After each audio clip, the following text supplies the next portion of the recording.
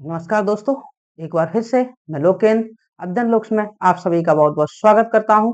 उम्मीद करता हूं आप सभी अच्छे होंगे, स्वस्थ होंगे और आपकी तैयारी बिल्कुल अच्छी तरीके से हो चुकी होगी, क्योंकि आपका एग्जाम अब बहुत ही जल्दी होने वाला है। एसएससी जीडी का आप लोगों का एग्जाम बहुत ही जल्दी होने वाला है। आप लोगों के पास टाइम अब नहीं है, तो आप लोगों की तैयारी बिल्कुल अच्छे तरीके से हो चुकी होगी। तो आज की जो क्लास है मैंने ये ली है एसएससी जीडी के लिए, जो कि प्रीवियस जो एग्जाम हुआ है 2024 में, तो उसमें जितने भी टॉप मोस्ट अच्छे अच्छे क्वेश्चन जो भी मुझे लगे, तो मैंने पूरे सभी शिफ्ट में से एनालिसिस करके अच्छे अच्छे क्वेश्चन जिसमें हम हमेशा फंसते हैं, ऐसे क्वेश्चन जिनमें हम हमेशा फंस जाते हैं और हम हमारा क्वेश्चन वो एग्जाम में छूट जाता है, ऐसे क्वेश्चन मैंने सिलेक्ट किए हैं इसमें।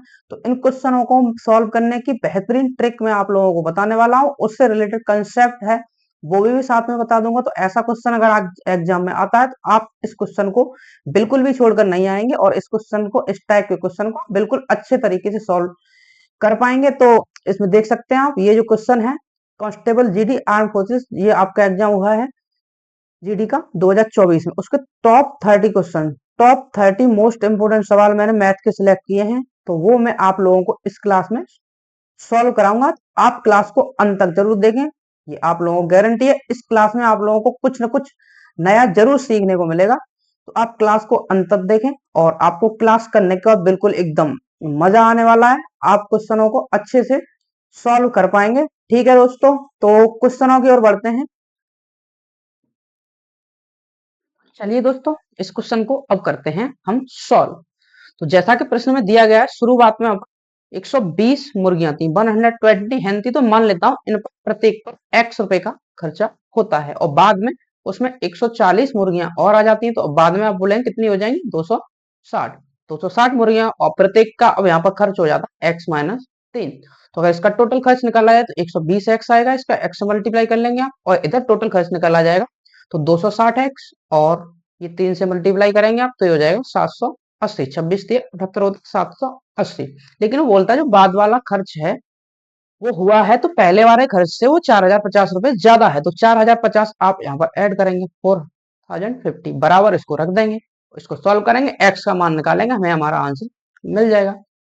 तो 120 उधर जाके माइनस होगा तो फिर से 140 एक्स बचेगा, और इधर आप ये वाला 780 ऐड करेंगे तो ये 4830 आ जाएगा। आप इसको ऐड करेंगे 4830 आ जाएगा। अब यहाँ से x का मान आप निकालेंगे तो 0 से 0 कैंसिल ही हो जाएगा। 483 में हमें डिवाइड करना है 14 से, तो ये 1442 आएगा। ठीक है, और 14 पंजे 70, 1442, 14 चौके 56 और 14 पंजे 70, तो 4.5 ये आ जाएगा एक्स का मान। अब हमें पूछा गया था मुर्गी फार्म का मूल व्यय, तो मूल व्यय था हमारा 120x। 120x का मान हम बता देंगे, तो 120 इंटू 34.5 आप लोग करेंगे, आप लोगों को आपका आंसर मिल जाएगा। तो 12 5 से करेंगे, एक जीरो पहले से था यहाँ पर, 12 पंजे 60 होता है, 6 कैरी बचेगा, 12 चौके 48 और 6 हो जाएगा 54। फिर यहाँ से 5 कैरी बच जाएगा, 12 थे 36 और 5 41, 41, और यहाँ पर पॉइंट लगा देंगे हम एक के बाद यहाँ ये पॉइंट लगा देंगे आप लोग। तो इसका क्वेश्चन का सही आंसर हो जाएगा 4140 रुपए। 4140 रुपए यहाँ पर मूल व्यय होगा, जो कि दूसरे ऑप्शन में दिया गया है दोस्तों। दूसरा ऑप्शन इसका बिल्कुल करेक्ट हो जाएगा। तो उम्मीद करता हूं आप इस तरीके को समझ पाएंगे। मोस्ट इंपोर्टेंट क्वेश्चन है, इस टाइप के क्वेश्चन की आप प्रैक्टिस जरूर कर लें। ये क्वेश्चन एग्जाम में आप लोगों से पूछा जा सकता है। तो अब मैं इसी का आप लोगों को दूसरा मेथड और बता देता हूँ, मेथड नंबर 2। मेथड 2 आप देख लें इस प्रश्न का, तो वो सेम यही मेथड है, बस चेंज थोड़ा सा करेंगे, उसको लिखने का बस तरीका चेंज है। जैसे शुरुआत में भैया 120 मुर्गी थी, एवरेज का मेथड यहाँ पर लगाते हैं। 120 उनका खर्च था x रुपए, ये खर्च हो गया। अब बाद में मुर्गी हो जाती है 260, तो खर्च वहां पर एवरेज खर्च है x माइनस 3 रुपए हो जाता है। ठीक है, तो इसमें क्या करते हैं हम, यहाँ से जो वृद्धि हुई प्लस 140, और इधर से क्या हुआ कमी, इधर माइनस का 3, इसका मल्टीप्लाई हम करते हैं इसके साथ, इसका आप इससे मल्टीप्लाई करेंगे यहाँ पर, तो ये कितना हो जाएगा 140x, और ये माइनस का 1442 420। ठीक है, और इस वाले का मल्टीप्लाई करते हैं, ये इतना हो जाएगा 1236 माइनस का 360। ये ठीक है जी, ये माइनस का 360, इसको बराबर रख देंगे जो एक्स्ट्रा खर्च हमारा निकल के आया 4050 के। 4050 के आप इसको रखेंगे तो आप ऐड करेंगे 140x, और ये हो जाएगा फिर से वही 80, 780 आएगा, आप इसे ऐड करेंगे तो अब वही सेम बन जाएगा 140, एक्स की वैल्यू यहाँ से मिल जाएगी हमें 4830। फिर से यहाँ से आप सॉल्व करेंगे तो सेम वही आ जाएगा, एक्स का मान 34.5 और हमें निकालना था 120 एक्स की वैल्यू, शुरुआत वाला खर्च, तो 120 से आप मल्टीप्लाई करेंगे 34.5 में, तो फिर से हमारा आंसर मिल जाएगा 4140 रुपए। तो 4140 रुपए इस क्वेश्चन का सही आंसर था। तो आप इस मेथड से भी इस क्वेश्चन को सॉल्व कर सकते हैं। तो उम्मीद करता हूं दोस्तों आप इस क्वेश्चन को बहुत ही अच्छे तरीके से समझ गए होंगे। तो अब बढ़ते हैं क्वेश्चन नंबर 2 की ओर, दूसरा क्वेश्चन आज की क्लास का, क्वेश्चन नंबर 2 जी। तो ये बहुत ही आसान सा क्वेश्चन है, ये इसमें कुछ भी नहीं है, आप एक बार पढ़ लें। बेहद आसान सवाल है, ये लिया है मैंने, देखो आपको इसको 5 सेकंड में सॉल्व करने की टेक्निक बताता हूँ।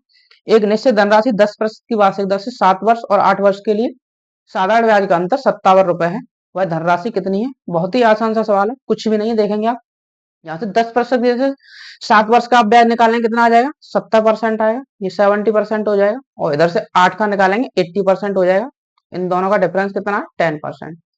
10% की वैल्यू हमें क्वेश्चन में दी हुई है 57 रुपए, हमें बतानी 100 की, तो बस एक जीरो यहाँ पे चिपका देंगे, एक जीरो यहाँ पर, 570 रुपए। क्या था क्वेश्चन में?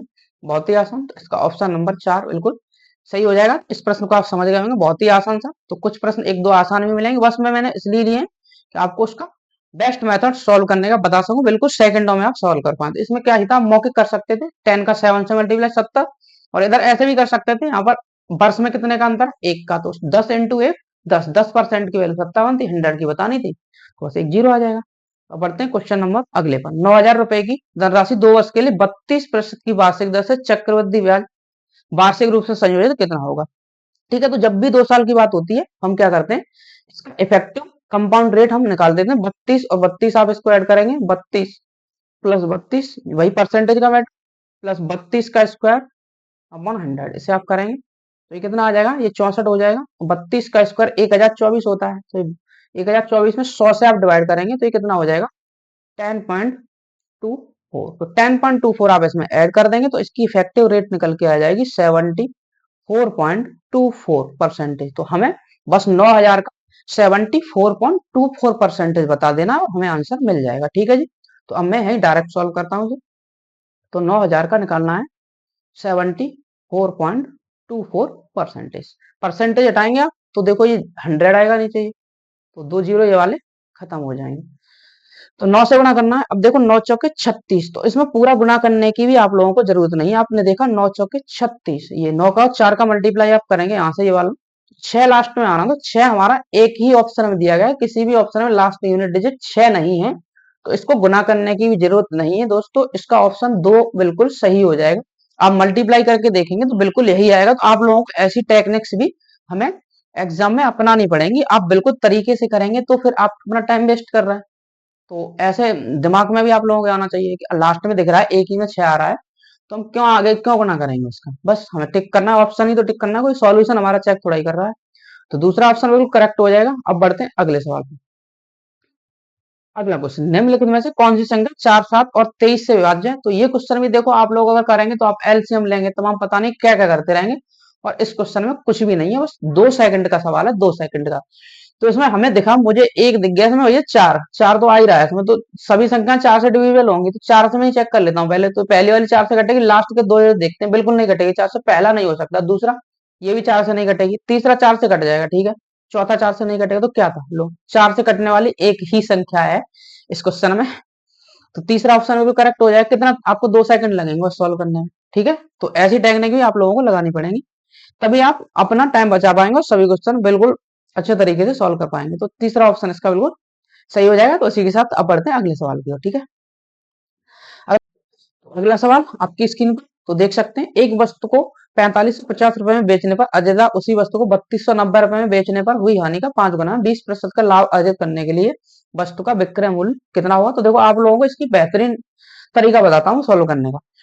जब भी आप लोगों को ऐसा प्रश्न लिखे तो हमें क्या करना है, इन दोनों का अंतर देखना है, इन दोनों में जो अंतर कितना है, तो अंतर यहाँ पर निकालेंगे तो 0 आ जाएगा, 15 में से 9 घटाएंगे आप 6 आएगा, और यहाँ पर कितना बचेगा 14, तो नहीं 4 बच जाएगा, 4 में से 2 माइनस करेंगे 2, और इधर 4 में से 3, एक 1260 रुपए का अंतर है। तो अब देखो इसको क्या करना है, 1260 को हमें 1 और 5 के रेशियो में डिवाइड कर लेना है। इसमें बोलता है जो हानि है, लॉस और प्रॉफिट, में ऐसे लिख लेता हूँ। तो वो कहता है कि उसमें जो हानि हुई है वो लाभ का 1 मिनट बेचने पर, उसी वस्तु को बेचने पर हानि का 5 गुना है। तो अगर यहाँ पर एक हानि होती है तो लाभ उसको होगा, ठीक है जी।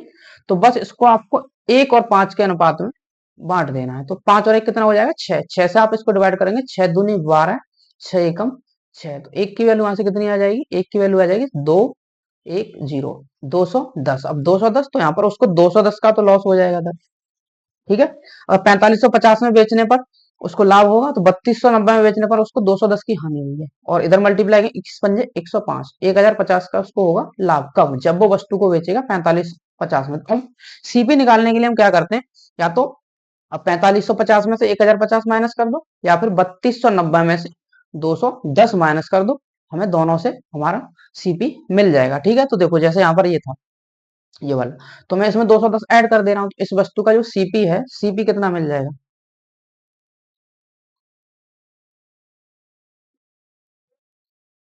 सीपी कितना मिल जाएगा, 210 ऐड कर दें आप इसमें, तो 200 400 हो जाएगा, और ये 3500 सीपी मिल गया इसका, ठीक है। 210 मैंने इसमें ऐड कर दिया प्लस 210, ठीक है। तो सीपी मिल जाएगा 3500। अब हमें बताना है उसी वस्तु को, ये सीपी था इसका, अब हमें बस बेचना है उसको 20% के लाभ पर। तो 6/5, बस खत्म। 6/5, 5 7 35 हो जाएगा 700, और 700 का आप 6 से मल्टीप्लाई करेंगे, 6 7 42, तो 4200 रुपए में वो उस वस्तु को बेचेगा। अब जैसे आप लोगों को सीपी, तो 4200 ऑप्शन दूसरा सही हो जाएगा। अब जैसे सीपी मान लो लॉस से नहीं निकालना चाह रहे हैं, तो अब 4550 में से आप माइनस कर देते, 4550 में से आप 1050 माइनस कर देते, क्या होता है, 0, 0, 5, और ये 35, तब भी 3500 आ जाएगा, ठीक है जी। तो आप समझ गए होंगे, बहुत ही अच्छा तरीका मैंने आप लोगों को बताया। तो अब बढ़ते हैं अगले सवाल पर। क्वेश्चन नंबर अगला, एक चोर 2 PM पर एक कार चुराता है, 70 किलोमीटर प्रति घंटे की चाल से चलाता है। चोरी का पता 3 PM पर चलता है, और कार मालिक 105 किलोमीटर प्रति घंटे की चाल से दूसरी कार में चोर का पीछा करने निकल पड़ता है। मालिक कितने बजे चोर को पकड़ लेगा, ठीक है भैया। तो रिलेटिव स्पीड का कंसेप्ट इसमें लग जाएगा। तो आप मुझे बताएंगे, जो 2 बजे चोरी हुई, 2 PM पर, और 3 PM पर वहां से जो मालिक है उसका पीछा करता है, 1 घंटा वो यहाँ से चोर चल चुका है। 1 घंटे में चोर ने कुछ डिस्टेंस चल ली होगी। चोर की स्पीड हमें पता है 70 किलोमीटर पर आवर, तो 1 घंटे में वो 70 किलोमीटर डिस्टेंस कर चुका होगा। तो 70 डिस्टेंस उसकी रिलेटिव स्पीड हो जाएगी, दोनों की 70। अब दोनों की रिलेटिव स्पीड की बात करें, और वो दोनों एक ही डायरेक्शन में जा रहे हैं, इधर ही चोर भाग रहा है और इधर ही उसका मालिक, ये चोर था और ये मालिक। तो रिलेटिव स्पीड जब एक ही डायरेक्शन में होती है, तो रिलेटिव स्पीड दोनों की माइनस हो जाती है। तो यहाँ पर इसकी 105 है कार मालिक की, और जो चोर है उसकी 70 है। तो 70 में से आप 105 में से 70 माइनस कर देंगे, तो इसकी कितनी आ जाएगी, 35 किलोमीटर पर आवर, ठीक है। 35 किलोमीटर पर आवर इसकी स्पीड हो जाएगी। तो 35 से आप काटेंगे इसको, 2 बार कट जाएगा। 2 घंटे बाद वो उस चोर को पकड़ लेगा। 3 बजे वो चलता है, और उसके बाद 2 घंटे उसको और लगेंगे मकान मालिक को, तो 5 बजे उस चोर को दबोच लेगा। ऑप्शन नंबर तीसरा इसका बिल्कुल सही हो जाएगा। तो आप समझ गए होंगे, बहुत ही अच्छा सवाल था ये भी। ऐसा क्वेश्चन रिपीट होने के चांस रहते हैं, तो आप बिल्कुल भी मिस ना करें इस टाइप क्वेश्चनों को, सॉल्व करके जाएं, तो आप अपने एग्जाम में बेहतर कर पाएंगे दोस्तों, ठीक है जी। तो अब बढ़ते हैं अगले सवाल पर। आप अच्छे से समझ रहे होंगे सभी सवाल, ऐसी मुझे उम्मीद है। 18 छात्रों के औसत अंक 190 थे, लेकिन बाद में पता चला कि एक छात्र ने 64 के स्थान पर 46 दर्ज कर दिए। तो उन छात्रों के अंकों का सही औसत कितना है, ठीक है जी। तो देखो, ये भी बहुत ही अच्छा सवाल है, और ये एग्जाम में रिपीट होने के चांस है। 18 छात्रों का औसत यहाँ पर 190 था। अब एक छात्र ने भैया क्या किया, एक 64 के स्थान पर 46 लिख दी। तो अब 64 उसे लिखने चाहिए थे, लेकिन उसको 46 लिख दिया। तो इसका मतलब औसत हमारा कम आया है, तो औसत इससे ज्यादा तो आना ही है। तो अब यहाँ पर देखो, 64 में से आप क्या करेंगे, इस 46 को माइनस करेंगे, ठीक है। तो 46 आप माइनस करेंगे, तो कितना आ जाएगा, 8 बचेगा यहाँ पर, और ये 1। इसका मतलब 18, अभी 18 छात्रों में और बांटना पड़ेगा। तो 18 यहाँ पर जो बचा हुआ सम है, वो हमें 18 छात्रों में और बांट देंगे। तो अब सबका औसत एक एक और बढ़ जाएगा, प्लस 1 की वृद्धि हो जाएगी औसत में। पहले यहाँ पर 191 90 था, तो 191 हो जाएगा उसका सही औसत। 191 is the right answer of this question, जो कि तीसरे ऑप्शन में दिया गया। तो तीसरा ऑप्शन करेक्ट हो जाएगा, ठीक है भाइयों। तो अब बढ़ते हैं अगले सवाल की ओर। आप इसे भी समझ गए होंगे, और वीडियो को लाइक करते रहें। तो क्वेश्चन अगला, टाइम एंड वर्क का। 8 दिनों तक काम करने के बाद पायल को पता चला कि केवल 10% काम पूरा हुआ है। वह पिंकी को काम पर रखती है, जो पायल से 50% अधिक कुशल है। शेष काम को एक साथ मिलकर पूरा करने में उन्हें कितने दिन लगेंगे? तो बहुत ही अच्छा बेहतरीन सवाल दोस्तों। इस टाइप का क्वेश्चन मुझे लग रहा है ये परसेंटेज में बहुत ही रेयर केस में पूछा जाता है। इस टाइप के क्वेश्चन को आप बिल्कुल भी मिस ना करें। और देखो मैं आप लोगों को कितने अच्छे तरीके से इस क्वेश्चन को बताता हूँ। जैसे यहाँ पर 8 दिन में पायल को पता चला कि उसने 10% काम पूरा किया, तो भैया मैं काम ही टोटल 100 मान ले रहा हूँ। टोटल वर्क है यहाँ पर 100, ठीक है जी, 100 मान लिया मैंने टोटल वर्क। अब वो पायल 8 दिन में 10% कर पाती है, तो 8 डेज में उसने कितना कर लिया? 8 डेज में उसने 8 काम खत्म कर लिया होगा। 8 डेज में सॉरी 10 काम उसने खत्म कर लिया। तो इसकी अगर क्षमता की बात करें, जो पायल है, पायल की क्षमता की बात करेंगे तो कितनी हो जाएगी? 10/8। ठीक है जी, पायल की इफिशियंसी ये हो गई। अब दूसरी यहाँ पर भैया कौन है? पिंकी।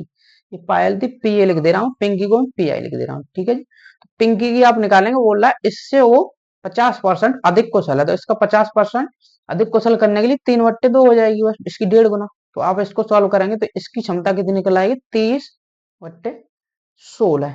ठीक है जी, अब बचा हुआ काम कितना है? 10 काम तो इसने खत्म कर लिया 100 में से। अब बच गया हुआ काम 90। 90 काम दोनों मिलकर करेंगी, तो 90 काम दोनों मिलकर, तो पायल और पिंकी ये दोनों मिलकर करेंगी, तो ये कितने दिन में खत्म करेंगे ये हमें इसमें बताना है। ठीक है, तो अब दोनों की क्षमता जोड़ लेंगे, तो देखो इसको भी सेम कर ले रहा हूँ हर को मैं, तो 2 से गुना कर लो और 2 से, तो इसकी क्षमता हो जाएगी 20/16।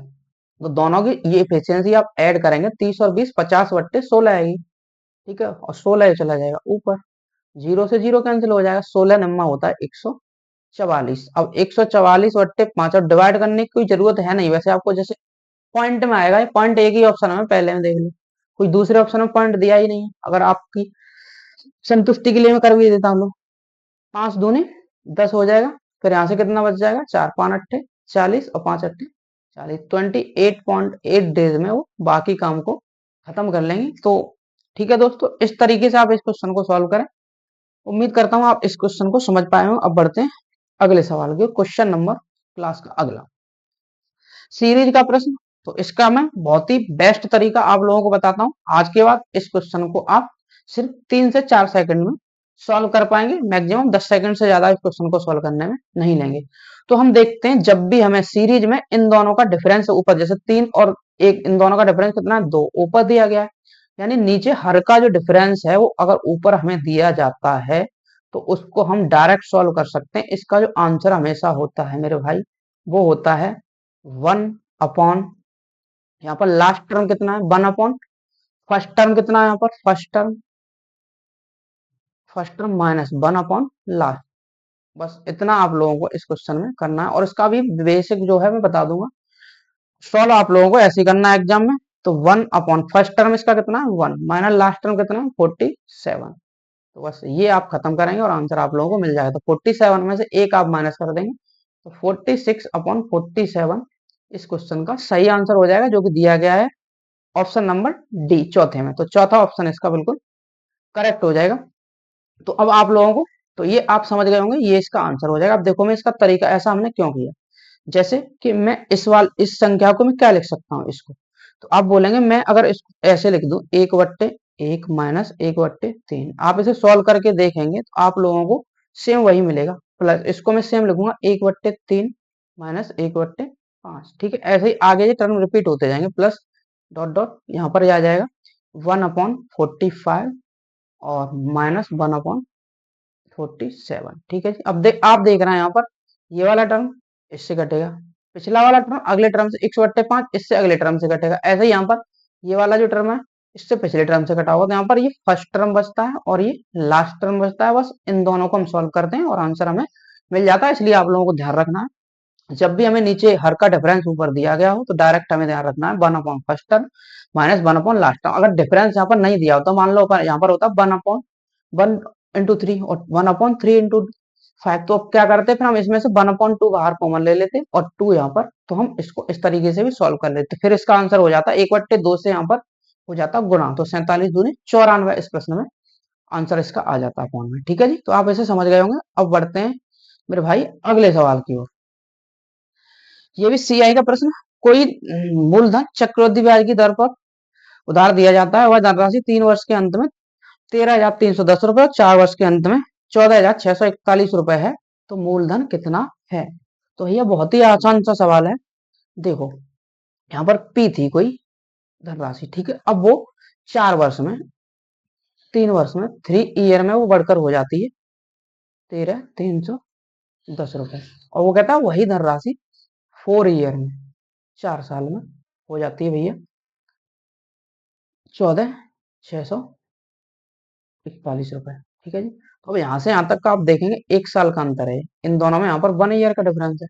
तो 1 ईयर में कितने की वृद्धि हुई है आप देखेंगे तो ये 1310 की वृद्धि हुई है। आप घटा के देख सकते हैं इसे, यहाँ पर आप इसको इससे माइनस करेंगे तो 1331 की वृद्धि आएगी। आप घटा लें, देखो एक, और ये 4 में से 1 घटाएंगे 3, और 6 में से 3 माइनस करेंगे 3, और यहाँ 4 में से 1 घटाएंगे, 4 में से 3 माइनस करेंगे 3, ठीक है जी। और 1 में से 1 जीरो।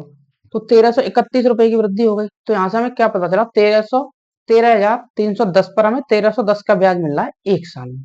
तो यहाँ से रेट पता कर सकते हैं हम। तो रेट हमारी कितनी हो जाएगी यहाँ से, वो हो जाएगी 10%। आप करेंगे 1331 बट्टे 13,310, तो ये कट जाएगा 10 बार, 1/10 बचेगा। 1/10 का मतलब दोस्तों होता है 10%। तो 10% इसकी रेट हो जाएगी, 1 मिनट,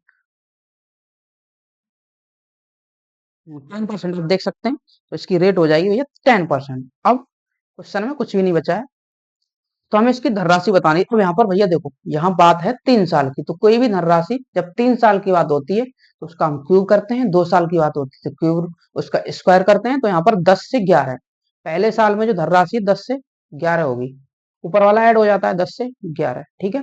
तो अब 3 साल की बात है तो आप इसका क्यूब कर देंगे, क्यूब कर देंगे तो ये हो जाएगी 1000 से 1331, 1331। अब 1331 की वैल्यू ही क्वेश्चन में दी हुई है 13,310, बस एक एक जीरो एक्स्ट्रा है तो एक जीरो यहाँ एक्स्ट्रा लगा देंगे, तो एक जीरो यहाँ पर एक्स्ट्रा लग जाएगा, बस यही हमारा आंसर हो जाएगा।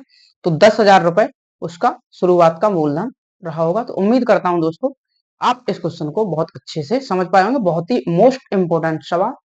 अब बढ़ते हैं अगले क्वेश्चन की ओर। 5 क्रमागत विषम संख्याओं का औसत 21 है। इन 5 संख्याओं में सबसे बड़ी संख्या। इस टाइप के प्रश्न को सॉल्व करने के लिए भैया देखो क्या करेंगे आप, 5 संख्या कोई मान लेंगे, 1 2 3 4 5। जब भी क्रमागत विषम, सम या लगातार संख्या हो तो हमेशा उनका जो औसत होता है मेरे दोस्त, बीच वाली संख्या औसत होता है। तो बीच में इसमें कौन सी संख्या आ रही है, बीच में आ रही है भैया ये वाली, ये संख्या हमेशा औसत, 2 इधर छोड़ दो 2 इधर, तो ये औसत कितना हो जाएगा इसका 21। तो अब 21 यहाँ पर है, ये विषम संख्या, दो दो का अंतर होगा, +2 यहाँ पर और +2, तो 4 आप इसमें ऐड कर देंगे तो 21 + 4, तो जो लास्ट वाली संख्या होगी भैया हो जाएगी वो 25, ठीक है जी। अब इसी में आप लोगों से पूछ लेते शुरुआत वाली संख्या, सबसे छोटी संख्या, तो आप इसमें से 4 माइनस कर दे, शुरुआत वाली संख्या हो जाती है 21 - 4, तो फिर इसका आंसर हो जाता 17। ऐसा भी क्वेश्चन में आप लोगों से पूछा जा सकता था। तो अगर शुरुआत वाली संख्या पहली संख्या पूछेगा तो 4 उधर जाके माइनस, क्योंकि दो दो का गैप है यहाँ पर, 2 ये माइनस 2 ये माइनस, ठीक है जी। आप समझ गए होंगे। तो अब बढ़ते हैं अगले सवाल पे। क्वेश्चन नंबर अगला, नीलेश पिछले साल नील ने 2 घड़ियां खरीदी। इस साल उसने 15,000 रुपए प्रति घड़ी की दर से दोनों घड़ियां बेच दी। एक घड़ी पर उसको 25% का लाभ हुआ और दूसरी घड़ी पर उसे X% की हानि हुई। यदि उसका निवल हानि 2,000 रुपए है तो एक्स का मान, ठीक है जी। बहुत ही अच्छा सवाल है, ये काबिल तारीफ क्वेश्चन, बहुत ही बढ़िया सवाल है, जीडी में पूछा गया है लेवल, ठीक है। तो देखो है कुछ नहीं, लेकिन क्वेश्चन बहुत ही आसान है। आपका कंसेप्ट अगर क्लियर है तो आप इसको बहुत ही कम समय में सॉल्व कर पाएंगे। तो इसे 2 घड़ी थी भैया, तो इनका एसपी दोनों का आप मुझे बताएं कितना हो जाएगा। तो 15,000 प्रत्येक के हिसाब से बेचेगी, 30,000 हो जाएगा दोनों का एसपी, 30,000 रुपए इनका हो गया सेलिंग प्राइस। अब वो बोलता है पर उनको निवल हानि हुई है 2,000, तो इसका सीपी मेरे दोस्त आप बताएंगे कितना रहा होगा दोनों का। तो तुरंत बोल देंगे अब भैया 2,000 इसमें हमें प्लस करना पड़ेगा, क्योंकि 2,000 की से हानि हुई है, तो इसलिए इसका सीपी 32,000 रुपए रहा होगा, ठीक है जी। तो सीपी 32,000 रुपए रहा होगा। अब देख लेते हैं। तो अब वो कहता है उसको एक घड़ी पर 25% का लाभ हुआ है। तो अब 25% का लाभ हुआ है, 25% मेरे दोस्त होता है 1/4। तो अगर इस घड़ी का सीपी रहा होगा 4 तो इसका एसपी रहा होगा भैया 5, ठीक है। जो 5 की वैल्यू ही क्वेश्चन में दी हुई है 15,000, 15,000 दी गई है वो तो प्रत्येक घड़ी, तो यहाँ से एक निकालेंगे आप आ जाएगा 3,000 के बराबर, 3,000। तो हम बता सकते हैं इसका पहली वाली जो घड़ी है उसका 3 चौके 12, 12,000 रुपए सीपी हो जाएगा एक घड़ी का। अब फर्स्ट का घड़ी का सीपी हो जाएगा 12,000 रुपए। तो सेकंड का सीपी आप बता सकते हैं, सेकंड जो वॉच है उसका सीपी। तो भैया इसमें से आप 12,000 माइनस कर देंगे, तो सेकंड का सीपी हमें कितना मिल जाएगा, 20,000 रुपए। तो जो दूसरी घड़ी है उसका सीपी हमें मिल जाएगा 20,000। ठीक है जी। तो अब बचा ही क्या क्वेश्चन में, 20,000 की कोई चीज अब फिर से कितने रुपए में बेची जा रही है, 15 में। अब इसका एसपी है 15, तो 20 से 15 में बेची गई, 5,000 का हमें लॉस हो गया 20,000 पर। तो 5/4, 1/5 एक बट्टे 4 आ जाएगा 20,000। ये तो 3 जीरो खत्म हो जाएंगे यहाँ पर ही। 5 को 5 से 20 डिवाइड करेंगे आप, तो 1/4, 1/4 आप बहुत अच्छे से जानते हैं, उधर ही लिखा हुआ है 25%। ठीक है जी। तो उसको दूसरी वाली घड़ी पर 25% की दोस्तों हुई होगी हानि। ठीक है जी। तो आप समझ गए होंगे इस क्वेश्चन को। तो अब देखते हैं अगला सवाल। ठीक है जी। अब बढ़ते हैं अगले सवाल पर। 17,000 रुपए को 22% की दर पर एक वर्ष के लिए चक्रवृद्धि ब्याज पर वार्षिक रूप से संयोजित ऋण पर दिए जाते हैं। यदि ब्याज अर्धवार्षिक रूप से संयोजित किया जाए तो कितना अधिक धन प्राप्त होगा। तो अब भैया इस टाइप के क्वेश्चन को करने के लिए मैंने आप लोगों को बताया जैसे, अब इसी को अर्धवार्षिक करेगा वो अर्धवार्षिक रेट कितनी हो जाएगी, 11%। तो ये 11 + 11 और इसको आप 11 × 11 करेंगे बट्टे 100। ठीक है जी। और एक साल की रेट तो आपकी 22% ही रहेगी ये वाली। तो हमेशा अंतर जो होता है अर्धवार्षिक चक्रवृद्धि ब्याज का, ये अंतर होता है हमेशा, ये वाला इतना जो आप लोगों को दिख रहा है ये होता है अंतर। ठीक है जी। तो बस यही अंतर उसको मिलेगा। तो 11 में 11 121, 1.21% इतने ब्याज उसको एक्स्ट्रा मिल जाएगी। तो बस 17,000 का 1.21% आप लोग बता देंगे, 17,000 इंटू 1.21। देखो परसेंटेज हटाएंगे तो ये वाले 2 जीरो खत्म हो जाएंगे। ठीक है। देखो लास्ट में एक जीरो आएगा और 7 एकम 7, तो एक ही ऑप्शन में 7 दिख रहा है लास्ट में इस वाले में जी। देखो यूनिट डिजिट 7 आना है इसका, क्यों, क्योंकि 7 और 1 का मल्टीप्लाई होगा यहाँ पर तो 7। तो 205.7 रुपए का उसमें अंतर आ जाएगा। तो बस कैलकुलेशन भी आप लोगों को ध्यान रखनी है। ठीक है जी। तो आप समझ गए होंगे अंतर हमेशा आप लोगों को ध्यान रखना है, जब उसी में वार्षिक और अर्धवार्षिक की बात हो तो उस रेट का हमेशा अंतर जो रहता है वो ये वाला रहता है हमेशा, ये प्लस के बाद वाला, प्लस या माइनस के बाद वाला जो भी है। अब बढ़ते हैं अगले सवाल। हितेन अपने पेन का मूल्य 15,625 अंकित करता है और 20% की छूट देने के बाद भी वह 25% का लाभ कमाता है। पेन का क्रय मूल्य कितना है जी। तो इसके लिए आप लोगों को एक कंसेप्ट पता होगा, किसी भी वस्तु पर छूट देने के बाद अगर लाभ होता है तो उसके सीपी और एमपी मार्क प्राइस दोनों का रेशियो जो रहता है भैया रहता है 100। यहाँ पर जो प्लस माइनस आता है, 1 मिनट, 100 माइनस छूट आएगी, 100 में जितनी उसको छूट हुई है तो उसको माइनस कर देते हैं, 100 माइनस यहाँ पर इसका डिस्काउंट। ठीक है जी। 100 minus discount percent upon 100 plus profit, plus minus दोनों आ जाएगा। अगर यहाँ पर उसको प्रॉफिट होगा तो प्लस आएगा और उसको लॉस हुआ है तो माइनस आ जाएगा। ठीक है जी। तो ये आप लोगों को ध्यान रखना। तो देखो इस वाले क्वेश्चन में क्या बचा, पर सीपी और एमपी का रेशियो निकाल देते हैं। ठीक है जी। तो सीपी वो कह रहा 20% की छूट दे रहा है, तो 100 में से आप 20 माइनस करेंगे तो सीपी भैया हो जाएगा 80। 25% का लाभ होता है, 100 में जोड़ेंगे 25, 125। इसको काट के और छोटा कर लेंगे 5 से, तो 16 आ जाएगा और ये 25। तो 16 और 25 का अनुपात आ गया। तो 25 की वैल्यू क्वेश्चन में दी गई है कितनी, 15,625। ठीक है जी। 15,625 एक की वैल्यू निकालेंगे, 25 सिक्के 150 और यहाँ से फिर कितना बच जाएगा, ये बचेगा 6, 25 दूनी 50, 625 आ जाएगा ये। हमें बतानी थी इसका सीपी कितना है वस्तु का, सीपी तो 16 से गुना कर देंगे आप, 16 इंटू 625। तो 16 का 5 से करेंगे 0, 80, 16 दूनी 32 और 8 हो जाए 40, 16 छिक्के 96 और 4 हो जाएगा भैया 100। तो 10,000 रुपए उस वस्तु का हो जाएगा ये उसका सीपी। तो जो कि तीसरे ऑप्शन में दिएगा, तो तीसरा ऑप्शन इसका बिल्कुल राइट हो जाएगा। तो बस आप लोगों को ये ध्यान रखना है। और इसका एक और तरीका आप लोगों को बता देता हूँ, जैसे दूसरे तरीके से भी आप इस क्वेश्चन को सॉल्व कर सकते हैं। जैसे 20% की छूट दी है, 25% का लाभ हुआ है। ठीक है जी। तो एक और तरीका आप लोगों को इसका बता देता हूँ। तो इसमें आप करेंगे, लिख लेंगे यहाँ पर सी, ये शुरुआत में लिख देंगे आप जैसे सीपी, एसपी और एमपी। इस तरीके से भी आप इसको कर सकते हैं। तो किसी वस्तु और उसको क्या, 1 मिनट, छूट कितनी थी देख लेता हूँ। 20% की छूट थी और 25% का लाभ था। तो लाभ हमेशा किसका मिलता है, सी पे। 25% का लाभ था तो 25% 1/4 होता है।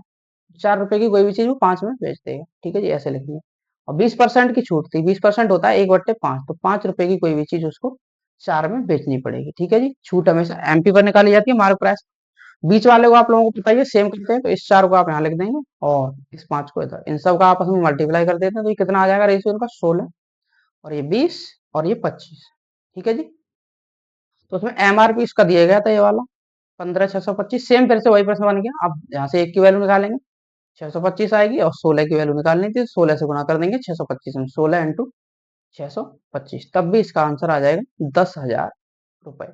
ठीक है जी, तो आप समझ गए, इस तरीके से भी इस क्वेश्चन को आप सॉल्व कर सकते हैं। ठीक है जी, तो अब बढ़ते हैं इसी के साथ दोस्तों अगले क्वेश्चन पर। Question number next. दो रेलगाड़ियां 34 किलोमीटर प्रति घंटा और 86 किलोमीटर प्रति घंटे की चाल से एक ही दिशा में चल रही है। उनकी लंबाइयां 300 मीटर और 480 मीटर है। तेज रेलगाड़ी को धीमी रेलगाड़ी को पार करने में कितना समय लगेगा? तो इसका कंसेप्ट आप लोगों को पता होगा, रिलेटिव स्पीड का। जब रेलगाड़ियां एक ही डायरेक्शन में, जैसे फर्स्ट रेलगाड़ी थी और दूसरी ये थी, तो दोनों ही एक ही डायरेक्शन में चल रही हैं, तो हम इनकी स्पीड को कर देते हैं भैया माइनस। तो जैसे इस वाली की मान लिया आपने 34 किलोमीटर प्रति घंटे थी और दूसरी वाली की 86, तो इनकी रिलेटिव स्पीड दोनों का डिफरेंस आएगा, और इनकी जो रिलेटिव डिस्टेंस है वो दोनों का प्लस हो जाता है, तो टोटल डिस्टेंस इनकी हो जाएगी 780। तो 780 यहाँ पर कुल दूरी हो जाएगी, और रिलेटिव स्पीड आप निकालेंगे इनकी, तो 86 में से माइनस करेंगे 34 को, तो 2 आ जाएगा, और ये 52 किलोमीटर प्रति घंटा आएगी। और हमें ये चेंज करनी पड़ेगी मीटर पर सेकंड में, 5 बट्टे आप 18 करेंगे, 18 ये चला जाएगा ऊपर। ठीक है जी, तो आप इसको सॉल्व कर लेंगे और आंसर मिल जाएगा। 6 से कटेगा ये वाला, और ये 5 से कट जाएगा। 1 मिनट कोई गलती हुई है? 2 और 8 में से 3 घटाएंगे 5। ठीक है, 26 4, चलो पहले 2 से ही काट लेते हैं इसको। 2 से ये 9 बार कट जाएगा, 2 से 26। ठीक है जी, और 26 से ये कट जाएगा, 26 थी 78, 30 बार। अब 5 से इसको काटेंगे आप 6 बार, तो 6 ने 54, 6 और 9 का मल्टीप्लाई करेंगे तो 54 सेकंड इस क्वेश्चन का हो जाएगा सही आंसर। 54 सेकंड में जो तेज रेलगाड़ी है धीमी रेलगाड़ी को पार कर लेगी। तो समझ गए होंगे आप, रिलेटिव स्पीड का कंसेप्ट था। अब बढ़ते हैं अगले सवाल पर। 50 प्रेक्षणों का औसत 23 निकाला गया, उन प्रेक्षणों से 3 प्रेक्षण 19 33 66 को गलती से 30 38 69 मान लिया गया। तो प्रेक्षणों का सही औसत कितना है? तो इस टाइप का क्वेश्चन अभी पीछे आ चुका है, बस सेम वही कंसेप्ट, जैसे 50 प्रेक्षण थे यहाँ पर, 50 का औसत इसने निकाला भैया 23 लेकिन उसको बाद में पता चलता है 29 33 और 66, तो गलती से 30 38 69 लग लिया। तो आप इसको ऐड करेंगे, कितना हो जाएगा देखेंगे आप, 3 और 1 4 और 6 10, 100 हो जाएगा। 6 और 3 9 और 9 18, 6 और 3 9 3 18, तो ये 118 है। इसका सम करेंगे आप 118 आएगा। ठीक है जी, इनका सम करेंगे 6 और 3 9 3 12 120, और ये हो जाएगा यहाँ से 8 और 9 17 137 इसका मतलब उसको औसत में कमी करनी पड़ेगी अब, क्योंकि इतने तो उसको लेने थे लेकिन गलती से उसने ये ले ली, तो 137 में से आप 118 ये वाला माइनस कर देंगे। ठीक है जी, 118 आप माइनस करेंगे तो कितना बचेगा? 17 में से 8 घटाएंगे 9 बचेगा, यहाँ पर 2 में से 1 19, तो औसत में 19 की हमें कमी करनी पड़ेगी, तब हमारा सही आंसर, क्योंकि उसको ये 118 सम लेना चाहिए था लेकिन उसने 137 ले लिया, तो उसने 19 कम करना पड़ेगा। तो 19 को हम कितने लोगों में बांटना पड़ेगा? 50 में। 50 लोगों में अभी ऐसे तो बांटना पड़ेगा, 50 से आप भाग करेंगे, देखो 5 से भाग कर लो बस इसमें, तो 5 तिया 15, 5 तिया 15 हो जाएगा। उसके बाद बचेगा 4 5 अट्ठे 40। ठीक है, और देखो ये 3.8 आएगा, लेकिन एक ये 10 था इसलिए पॉइंट हमारा यहाँ आएगा 0.38, आप इसमें से माइनस कर देंगे और हमें सही आंसर मिल जाएगा, तो 0.38। वास्तव में 62 आना चाहिए, 62 एक ही में आ रहा है, तो 22.62 आप इसको माइनस करेंगे, आप लोगों को आंसर मिल जाएगा। तो उम्मीद करता हूँ आप इसे बहुत अच्छे से समझ पाए होंगे। ठीक है जी, तो अब बढ़ते हैं अगले सवाल पर। चेतन अकेले प्रतिदिन 5 घंटे काम करके 6 दिन में एक काम पूरा कर सकता है। रश्मि अकेले उसी काम को प्रतिदिन 10 घंटे करके 2 दिन में पूरा कर सकती है। उसी काम को 4 दिन में पूरा करने के लिए उन्हें एक साथ मिलकर एक दिन में कितने घंटे काम करना पड़ेगा? तो एमडीएस रूल जो आप लोगों ने पढ़ा हो उसी से हो जाएगा। जैसे चेतन है भैया सी, मान लेता हूँ वो प्रतिदिन 5 घंटे काम करता है और 6 दिन में किसी काम को खत्म कर सकता है। दूसरी है रश्मि, वो प्रत्येक दिन 10 घंटे काम करती है और उस काम को 2 दिन में खत्म कर सकती है। तो यहाँ से हम दोनों की क्षमता निकाल देते हैं। जैसे 5 से कट जाएगा 2 बार, 2 से इसको काट देंगे 3 बार, तो यहाँ से सी अपॉन आर, इन दोनों की क्षमताओं का रेशियो आप निकालेंगे तो कितना मिल जाएगा? 2/3। ठीक है जी, तो ये दोनों की क्षमता है और टोटल वर्क हम या तो यहाँ पर रखते हैं सी का मान या आर का, टोटल वर्क यहाँ से हो जाएगा, कहीं से भी निकाल सकते हैं। जैसे सी की जगह आप रख दोगे 2, तो 2 × 5 × 6 ये हमारा टोटल वर्क हो जाएगा। अब हमें काम कराना है 4 दिन में ये काम खत्म करना है जी, 4 दिन में ये काम खत्म होना चाहिए। ठीक है जी, ये 4 आप इधर रख देंगे। अब उनको दोनों को मिलकर, वो कह रहा है दोनों एक साथ मिलकर काम करें और 4 दिन में काम खत्म पूरा करना है, तो उनको एक दिन में कितने घंटे, तो दोनों की क्षमता कितनी हो जाएगी 5। ठीक है जी, अब मान लीजिए वो एच घंटे काम करते हैं, हम इसको एच मान लें, एच का ही मान हमें बताना है। देखो इससे कट जाएगा। ठीक है जी, और एच आप निकालेंगे 4 इधर आ जाएगा, 6 दूनी 12 हो जाएगा, तो एच बराबर हो जाएगा 12 तो आप डिवाइड करेंगे तो 3, तो उनको 3 घंटे प्रत्येक दिन काम करना पड़ेगा दोनों को मिलकर, और वो अपने काम को खत्म कर लेंगे। ठीक है दोस्तों, तो आप इसे भी समझ गए होंगे, तो इसी के साथ मैं बढ़ता हूँ अगले क्वेश्चन की ओर। नेक्स्ट क्वेश्चन देख लेते हैं आज की क्लास का। अगला क्वेश्चन आप एक बार पढ़ लें।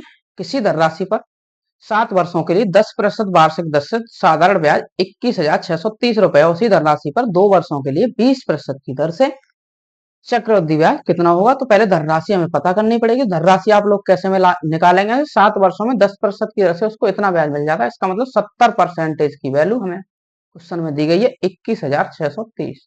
तो यहाँ से आप 1% निकालेंगे, एक तो जीरो ही खत्म हो जाएगा, 1% का मान आप सॉल्व करेंगे, और 7×3=21, जीरो और 7×3=63, ये हो जाएगा 309। हमें चाहिए 100% की वैल्यू, तो 100% के लिए आप क्या करेंगे, 2 जीरो इधर तो 2 जीरो इधर, इतने रुपए हमारी हो जाएगी धनराशि। अब हमें इसी पर बतानी है भैया उसको चक्रवृद्धि ब्याज कितनी मिल जाएगी 2 वर्षों में 20% की दर से। तो 20% का जो चक्रवृद्धि का इफेक्टिव रेट आप निकालेंगे, तो 20 + 20 और 20 × 20 करेंगे तो 400/100 आएगा। ठीक है जी, तो 44% होता है, डायरेक्ट आप लोगों को ध्यान रख लेना है 44%।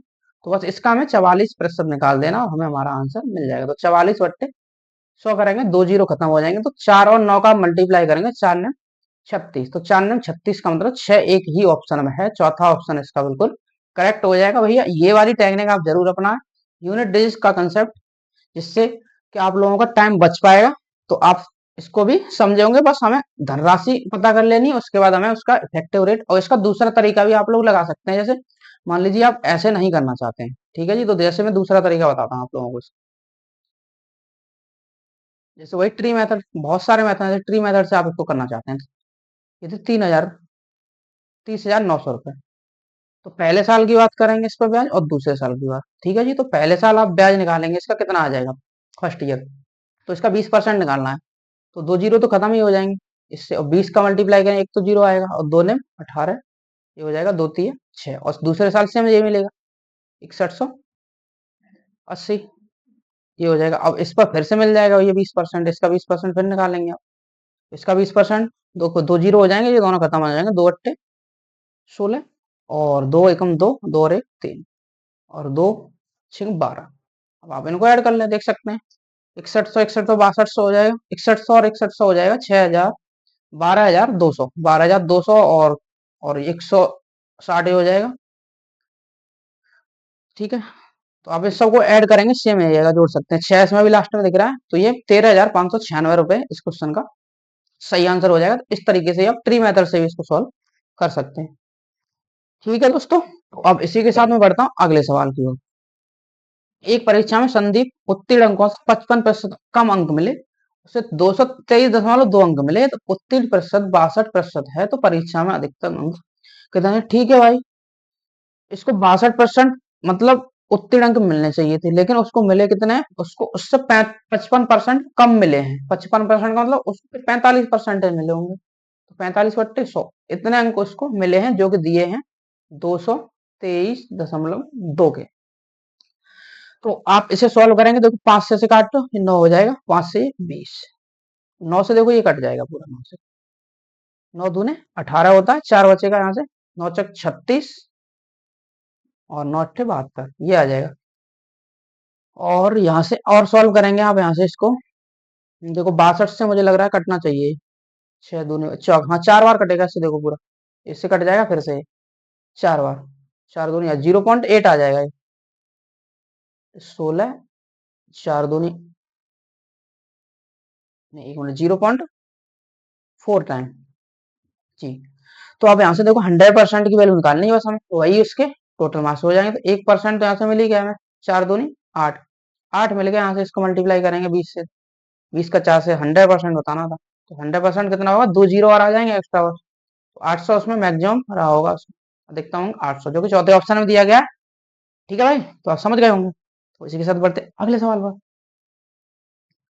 अगला क्वेश्चन देख लेते हैं। एक्स एक काम को 20 दिन में कर सकता है, वाई उसी काम को 50 दिन में। वे दोनों एक साथ मिलकर काम शुरू करते हैं, लेकिन 5 दिन के बाद एक्स काम छोड़ देता है। शेष काम को पूरा करने में वाई को कितना समय लगेगा? तो बहुत ही अच्छा सवाल, बहुत ही आसान सवाल। एक्स भैया किसी काम को करता है 20 दिन में, 20 डेज में, और वाई उसी काम को 50 डेज में करता है। ठीक है, तो आप जानते हैं टोटल वर्क इनका हो जाएगा 100, इन दोनों का एलसीएम, इसकी क्षमता आप निकालेंगे 5 आएगी और इसकी आ जाएगी 2। अब वो बोलता है दोनों 5 दिन तक काम करते हैं, तो 5 इंटू दोनों का काम कितना हो जाएगा, एक दिन का 7, तो 7 35 काम वो दोनों खत्म कर देंगे। तो अब काम अब 100 में से माइनस कर देंगे तो कितना हो जाएगा 65। अब 65 काम बच जाता है, तो यहाँ पर 5 दिन करने के बाद एक्स चला जाता है, तो बाई बच जाता है। बाई से ये वाला 65 काम भैया कराना है, तो बाई की इफिशियंसी कितनी है यहाँ पर 2। तो बस पॉइंट एक ही में दिख रहा है, क्या सॉल्व करेंगे, 32.5 होता है वैसे ही, इसको आप सॉल्व करेंगे तो 32.5 डेज में बाई इस काम को खत्म कर लेगा मेरे भाई। तो बढ़ते हैं अगले सवाल पर। उम्मीद करता हूँ आप अच्छे से क्वेश्चन को समझ पा रहे होंगे, और मैं बहुत अच्छे तरीके से आप लोगों को समझाने की कोशिश कर रहा हूँ। तो अगले सवाल पर बढ़ते हैं। बस आप लोग शेयर करते रहिए वीडियो को, और क्लास को देखें, अपने दोस्तों तक शेयर करते रहें। जरूरी नहीं है कि आप एसएससी जीडी की तैयारी करें तभी इस क्लास को देखेंगे, कोई भी वनडे एग्जाम की आप तैयारी कर रहे हैं तो सभी के लिए ये क्लास बेस्ट है। बेस्ट से बेस्ट मेथड देने की कोशिश कर रहा हूँ मैं आप लोगों को।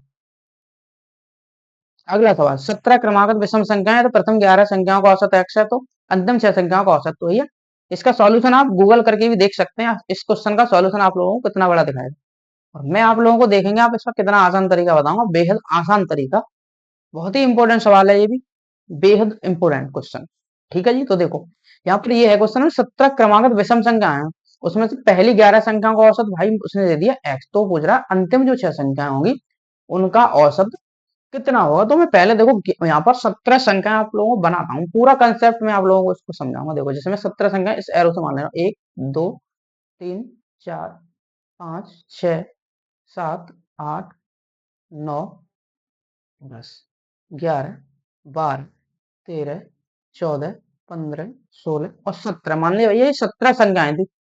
तो आप लोगों को पता है जब क्रमागत सम या विषम संख्याएं होती हैं तो औसत हमेशा बीच वाली संख्या होती है, और यहाँ पर मान लो 18 होती, तो बीच वाली जो दो संख्या होती है उनके बीच में औसत रहता है। तो यहाँ पर 17 संख्या, तो अगर इसी में अगर औसत की बात करता तो यहाँ पर कौन सी संख्या हो जाती, 9वीं संख्या हो जाती। 8 संख्या इधर छोड़ते, 8 इधर छोड़ते, 9वीं संख्या होती जो औसत होता। लेकिन पहली 11 की बात कर रहा है शुरुआत में, 1 2 3 4 5 6 7 8 9 10 11। देखो इसका कलर चेंज करता हूँ फिर आप लोगों को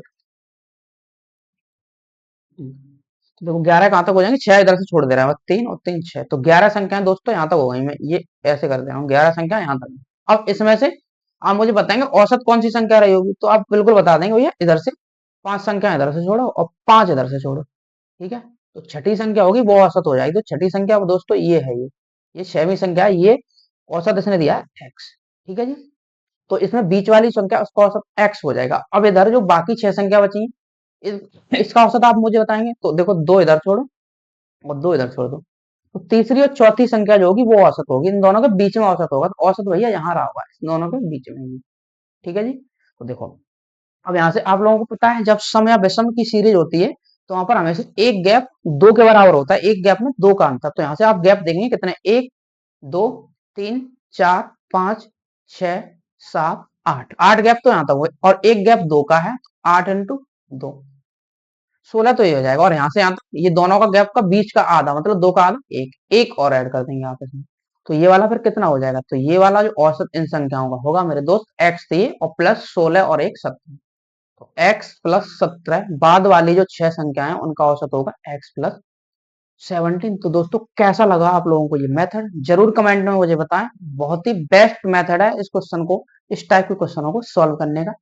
तो आप लोगों को कैसा लगा मुझे जरूर बताएं। तो इसका ऑप्शन 3 बिल्कुल करेक्ट हो जाएगा। आप इसको गूगल भी कर सकते हैं क्वेश्चन को, और आप इसका सॉल्यूशन देखेंगे पूरा 2 पेज भर देगा तब इसका आंसर लेके आएगा, और वो भी आप लोगों को समझ नहीं आएगा। तो ये आप बहुत ही अच्छे तरीके से समझ गए होंगे। तो इसी के साथ बढ़ते हैं अगले सवाल पर।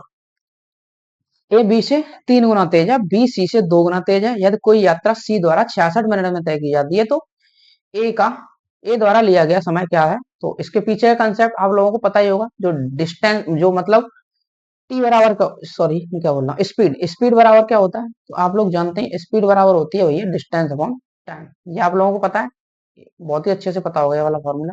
तो आप लोगों को एक चीज भी पता होगी, स्पीड होती है इनवर्सली प्रोपोर्शनल होती है किसके?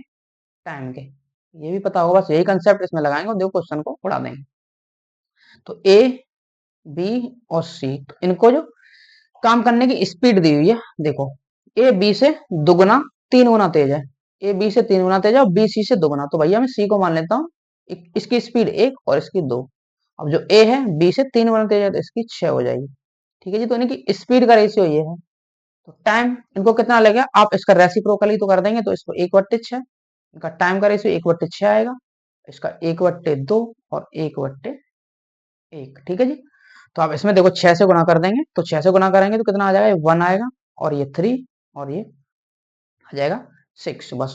तो ठीक है, लास्ट वाले का हमें दिया था, इसको लगते हैं 66 मिनट। तो यहाँ से एक की वैल्यू निकालेंगे, आप कितनी आ जाएगी, 11। हमें पूछा गया था ए द्वारा लेगा, इसमें एक की वैल्यू 11 ही है। तो भैया पहले वाले को ए को लग जाएंगे वहां पर 11 मिनट। तो आप इसे भी बहुत अच्छे से समझे होंगे, ज्यादा कोई टफ क्वेश्चन नहीं था। क्वेश्चन जो भी मैंने लिए थोड़े वही क्वेश्चन इस क्लास में मैंने लिए हैं, जो आप लोगों को फंसाने की कोशिश करेंगे, लेकिन उन क्वेश्चनों में कुछ है नहीं, ऑप्शन की हेल्प से और किसी हेल्प से आप उसको सॉल्व कर सकते हैं, बस आप करना चाहेंगे तो, अगर आप लोगों ने उस टाइप के क्वेश्चन प्रैक्टिस किए हैं तभी। सीता और गीता की औसत आयु 40 वर्ष है। यदि ऋतु सीता का स्थान ले लेती है तो औसत आयु 38 वर्ष हो जाएगी, और ऋतु गीता का स्थान ले लेती है तो औसत आयु 42 वर्ष हो जाएगी। सीता, गीता और ऋतु की क्रमशः आयु क्या है? तो देखो ये, इसको मैं ऑप्शन से सॉल्व करता हूँ पहले। देखो तो शुरुआत में कौन है, सीता और गीता, और यहाँ भी ऑप्शन में हमें सीता और गीता दिया है, इसने जो आंसर पूछा है। तो सीता गीता की औसत दी है भैया 40। तो चेक करते हैं पहला ही, क्या इन दोनों का 40 औसत आएगा? बिल्कुल नहीं आएगा जी, पहला खत्म। दूसरा, इसका 40, 6 और 2 8 होता है, लास्ट में आधा करने में 4 आएगा, बिल्कुल नहीं आएगा, ये भी खत्म। अगला देखेंगे 9 और 2 11, इसका आधा करेंगे पॉइंट में आएगा, कभी भी 40 नहीं आएगा। देखो इसका ये 40 आ जाएगा। आप देखो ये कितना हुआ, 6 और 4 10, 4 3 7 और 1 80, 80 का आप आधा करेंगे 40, तो दोनों का औसत दिया है 40। तो पहला 40 बन गया। देखो ये, दूसरा ऐसे भी सॉल्व कर सकते हैं आप, ये हो जाएगा 76 का आधा 38, और बाद वाली दोनों की फिर 38 दी है। तो बस खत्म क्वेश्चन। अब क्या ही बचा क्वेश्चन में, तो ऑप्शन चौथा है इसका बिल्कुल सही है। कितने सेकंड, आप 5 से 10 सेकंड लगेंगे सॉल्व करने में, ठीक है। और इसी को आप तरीके से सॉल्व करेंगे, तो तरीका मैं आप लोगों को बता देता हूँ। इसका तरीका ये है, जैसे सीता और गीता थी पहले, तो सीता और गीता की जो औसत थी 40 थी, तो इनका सम निकालेंगे, 2 से गुना कर देंगे तो 80 हो जाएगा। तो बहुत आसान तरीका है इसको करने का। और उसके बाद ऋतु सीता का स्थान ले ली, तो यहाँ ऋतु आ जाती है और गीता भैया सेम रहती है, तब इसका औसत हो जाता है 38। तो 38 दूनी 76, इनका सम 76 हो जाएगा। अब उसके बाद कहता है वो गीता, ये तो ऋतु गीता का स्थान ले लेती है। अब ऋतु गीता का स्थान ले लेती है, तो अब कौन कौन हो जाएगी यहाँ पर, ये सीता और ऋतु, ये दोनों हो जाएंगे। ठीक है, तब औसत इनका हो जाता है 42, तो ये 84 हो जाएगा इनका सम। देखो अब क्या करते हैं, इस क्वेश्चन के लिए हम इन सबको ऐड करते हैं। तो आप इसको ऐड करेंगे, टू तो ऐसा आएंगे, इसमें 2G आएंगे और 2R। तो गीता, तो इसमें से हम 2 कॉमन ले लेते हैं, ये हो जाएगा S plus G plus R। इसको आप सबको ऐड करेंगे तो देखो 6 और 4 10 हो जाएगा, और ये 7 8 15 और 8 23 और 1 24, तो 240 आ जाएगा। तो यहाँ से आप इससे डिवाइड करेंगे, तो यहाँ से हमें S plus G plus R का मान मिल जाएगा दोस्तों 120। ठीक है, अब कुछ नहीं बचा है क्वेश्चन में। देखो शुरुआत में सीता की उम्र निकालनी है, तो गीता और ये कौन है, रीता, इन दोनों की मिति है 76। तो 76 आप उधर जाके माइनस कर देंगे, तो 76 आप माइनस करेंगे इसमें, तो 24 ये बचेगा। 24 और 20 44, तो 44 हो जाएगी सीता की। तो सीता कितनी आ गई यहाँ से, 44 ही है। ठीक है, ऐसे ही अब दूसरी निकालनी है हमें गीता की। तो सीता और रीता की कितनी है, सीता और रीता की 84, तो 84 आप उधर जाके माइनस करेंगे तो ये 36 आ जाएगी। ठीक है जी, तो गीता की आ जाएगी यहाँ से 36। अब एक बच गई, तो इन दोनों को ऐड करेंगे, कितना हो जाएगा ये, 6 और 4 10, 4 और 3 7 और 1 80, उसकी आ जाएगी 40। लास्ट वाली बची जो रीता, उसकी आ जाएगी 40 ईयर। ठीक है, तो इस तरीके से आप इसको सॉल्व करेंगे, तो आप देख सकते कितना टाइम हमें सॉल्व करने में लग जाएगा, और एक्शन की हेल्प से हमने कितने समय में खत्म कर लिया, अभी बताएं कितना समय लगा आपको, 5 से 10 सेकंड, बस 20 सेकंड, 20 से ज्यादा आपको चेक करने में लगेंगे नहीं, वैसे अगर आप लोगों की स्पीड कैलकुलेशन की जोड़ने की अच्छी है तो। ठीक है दोस्तों, तो उम्मीद करता हूँ आप इसे भी बहुत अच्छे से समझे होंगे। अब बढ़ते हैं अगले सवाल पर। दोनों भाइयों की वर्तमान आयु का अनुपात 11:13 और 6 वर्ष पहले उनकी आयु का अनुपात 4:5 था। 5 वर्ष बाद उनकी आयु का अनुपात कितना होगा। ठीक है दोस्तों, दो भाई मान लिए मैंने, ए और बी थे, ए और बी, तो उनकी आयु का अनुपात हमें दिया है दोस्तों 11:13। अब वो कहता है 6 वर्ष पहले उनकी आयु का अनुपात, तो 6 वर्ष में पीछे चला जाता हूँ, 4 और 5, 6 वर्ष पहले इनका 4 5 था, तो इसमें हम क्या करते हैं, अंतर देखते हैं कि अंतर दोनों का सेम है यहाँ पर ही। तो आप बोलेंगे बिल्कुल भी सेम नहीं है, क्यों, यहाँ पर 8 का अंतर है, उधर कितने का अंतर है, 7 का। तो अंतर सेम करने के लिए हम क्या करते हैं, इसके डिफरेंस से ऊपर मल्टीप्लाई उसके डिफरेंस से, तो यहाँ का अंतर कितना है 1, और यहाँ अंतर कितना है इधर वाले में, इसका अंतर है भैया 2। तो 1 से मल्टीप्लाई करेंगे तो सेम ही रहेगा, बस 2 से यहाँ पर गुना कर देंगे, अब 2 से यहाँ कर देंगे, 2 से यहाँ, तो यहाँ से बन जाएगा 8, और ये कितना बन जाएगा यहाँ से 10। ये बस अंतर आप लोगों का सेम हो गया 10, और यहाँ पर 3, 8 और 3 11, तो बस जो 3 की वैल्यू है वही तो हमें क्वेश्चन में दी हुई है 6 ईयर, तो 1 हो जाएगा 2 ईयर के बराबर। हमें पूछा गया था 5 वर्ष बाद उनकी आयु, तो उनकी जो प्रेजेंट एज है, ये वाली प्रेजेंट एज थी, तो यहाँ से हम निकालेंगे, 2 से गुना करेंगे, प्रेजेंट एज इसकी हो जाएगी 22 ईयर, और दूसरे वाले की हो जाएगी 26 ईयर। अब 5 साल बाद इनका पूछा है, तो 5 आप इसमें ऐड करेंगे तो ये हो जाएगा 22 और 5 27, और ये हो जाएगा 26 5 31। फिर से 5 साल बाद दोनों का जो रेशियो हो जाएगा वो हो जाएगा 27:31। तो चौथे ऑप्शन में दिया गया, चौथा ऑप्शन बिल्कुल करेक्ट हो जाएगा। तो ठीक है जी, अब बढ़ते हैं अगले सवाल पर। मानव ए से प्रारंभ करता है और 29 घंटे में बी पर पहुंचता है। वह 2/9 की दूरी 9 किलोमीटर प्रति घंटे की चाल से और शेष दूरी 12 किलोमीटर प्रति घंटे की चाल से तय करता है। ए और बी के बीच की दूरी भैया, जब भी दूरी की बात होती है तो मैंने आप लोगों को बताया है, जो दूरी है आप हमेशा इसी का एलसीएम मान लिया करें, जो यहाँ पर फ्रैक्शन में दिया गया है। तो मान लो मैं 9x ये टोटल दूरी मान लेता हूँ 9x, तो वो 2/9 9 किलोमीटर प्रति घंटे की, 2/9 का मतलब 2x ही हो जाएगी, तो 2x दूरी को चलेगा वो 9 की स्पीड से, 9 से भाग कर देंगे, उसका टाइम ये निकल आएगा, टी ये होता है, टी बराबर क्या होता है, टी बराबर क्या होता है, d/s प्लस बची कितनी दूरी 7x, इस दूरी को चलता है वो, स्पीड कितनी है इसकी 12 बराबर, उसको टाइम कितना लगता है ऐसा करने पर 29 घंटे। इसको सॉल्व करेंगे, x का मान निकालेंगे, हमें आंसर मिल जाएगा। तो देखो इसका एलसीएम कितना मिल जाएगा 36, तो 4 9 चौके 36, 4 दूनी 8, 8x आएगा, प्लस 12 × 36, 3 7 21x, और ये 29 के बराबर। तो यहाँ से आप ऐड करेंगे तो देख सकते हैं 29 हो जाएगा, 29x बराबर 29 के, तो यहाँ से x बराबर निकल आएगा 36। इसको सॉल्व करेंगे आप, x बराबर 36 आ जाएगा, तो हमें इसकी दूरी 9x हमने मानी, तो 9 इंटू 36 इससे मल्टीप्लाई करेंगे आप, तो 9 3 27 और 9 6 54, तो ये 324, दोनों को गुणा करने पर आ जाएगा 324 किलोमीटर। 324 किलोमीटर ए से बी के बीच की कुल दूरी होगी, जो कि दूसरे ऑप्शन में दिया गया, तो ऑप्शन 2 इज करेक्ट। ठीक है, तो अब बढ़ते हैं अगले सवाल पर। आप इसे बहुत अच्छे से समझ गए होंगे, तो आप देख सकते हैं क्वेश्चनों में थोड़ा दम है, बिल्कुल आसान प्रश्न नहीं है, एक दो ही थोड़ा आसान लिया है, वो बस आप लोगों को उसकी कुछ टेक्निक बताने के लिए मैंने लिया, बाकी मैंने कोशिश की है जितने भी अच्छे सवाल पूरे 2024 के एग्जाम में जो पूछे गए वो मैंने लेने की कोशिश की है। तो आप समझ पा रहे होंगे, कितने वार्षिक दर से 33,000 रुपए 2 वर्षों में 31,680 रुपए का वार्षिक रूप से संयोजित चक्रवृद्धि ब्याज प्राप्त होगा। तो ये रेट पूछ ली इसमें, देखो तो मैं पहले ऑप्शन से चेक करता हूँ। देखो तो 33,000 रुपए थे यहाँ पर, 33,500 हमें 2 साल का इसका सीआई दिया है 31,680 रुपए, तो हमें इसकी रेट बतानी है, और रेट कितनी है। तो देखो आप 55% इसका निकालेंगे, मान लीजिए इसका 55%, जैसे इसकी साधारण ब्याज की बात कर लेंगे, तो पहले साल और दूसरे साल की साधारण ब्याज आप निकालेंगे, मान लो 50% आप इसका निकाल दो, तो 16 दूनी 32, 16,500 आएगा, 16,500, और दूसरे साल का निकालें 16,500, तो 33,000 हो जाएगा 50%, जो कि हमारा ये इससे ही कम होगा, अभी तो सी आई है 31,660, तो पहला ऑप्शन कभी हो सकता है ज्यादा हो गया है, सी इसका ऐसा ही ज्यादा आ रहा है, पहला ऑप्शन तो हो ही नहीं सकता है। 30% निकालेंगे आप इसका, 30% देखो पहले साल के लिए निकालेंगे, 60% सिंपल सा निकाल दो इसका 60, तो 33,000 का आप 60% निकालेंगे, 3/5 होता है, 5 से कटेगा, 5 छिके 30, 5 छिके 30, 6600 इंटू 3, 0 0 36 18, 36 18 19, तो 19,800। अब एक साल का इस पे जैसे 6600 रुपए ये था, और इससे आप दोबारा से निकालेंगे जैसे 30%, तो बहुत कम रह जाएगा, इसके करीब पहुंचा ही नहीं, दूसरा ऑप्शन भी नहीं हो सकता, बिल्कुल नहीं हो सकता, दूसरा ऑप्शन भी इसका करेक्ट नहीं हो सकता है। ठीक है, तो देखो अब और चेक करते हैं, तीसरा ऑप्शन चेक करते हैं, 40%।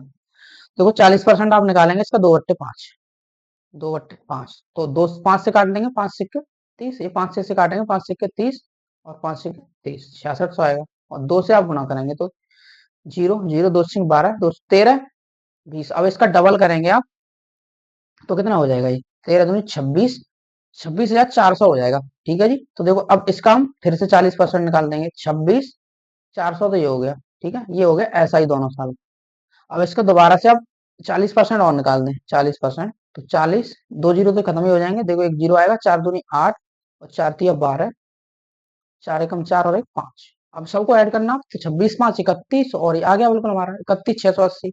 तो ये हमारा 31,680 भैया निकल आया। तो ये ऑप्शन हमारा बिल्कुल सही हो जाएगा। 40%, 40% ही इस क्वेश्चन का हो जाएगा राइट आंसर। तो उम्मीद करता हूँ आप इसे समझ पाए होंगे। ऑप्शन से ही आप इसको बिल्कुल आसान तरीके से बना सकते हैं। तो आप समझ गए होंगे इस प्रश्न को। अब बढ़ते हैं अगले सवाल को।